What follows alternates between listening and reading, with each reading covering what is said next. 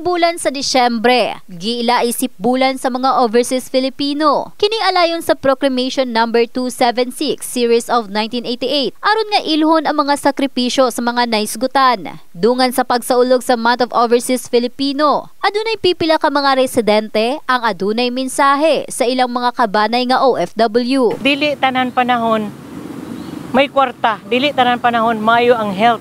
Paano karon kung pag-abot sa panahon kuha na sila, di na sila pwede kagawas. Asa sila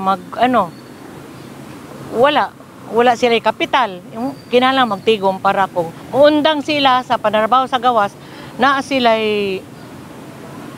savings, na sila pang negosyo, ingon mag-ingat, maningkamot, magtarong og trabaho, mag-pray, lang. Ako lang maingon sa kong iyaan nga biskan layo man siya sa amua, dili na mo siya gikalimtan ma'am. Dili na mo siya gipasagdan. Adlaw-adlaw na mo siya ginakamusta, adlaw-adlaw na mo siya palagan man kay tungod iyaan na mo siya ma'am. Palangga kayo na mo siya. And ano to nga mag-amping siya kanunay ma'am kung asa man mag-amping siya kanunay ma'am sa sayang ginatrabahuan karon. Napahindrance nga time na diferensya usaya nang punta dito kadlaw na kali and na free time na pwede pa sila makatawag usahay mag-double shift dumanda po yung sakripisyo sa ito ang mga OFW para makahatag ng tabang sa ito dahil sa Pilipinas.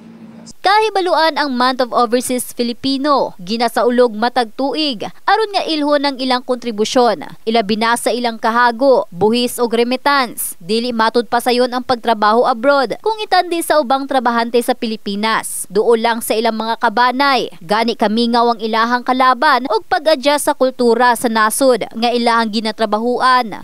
Effort lang po kaya,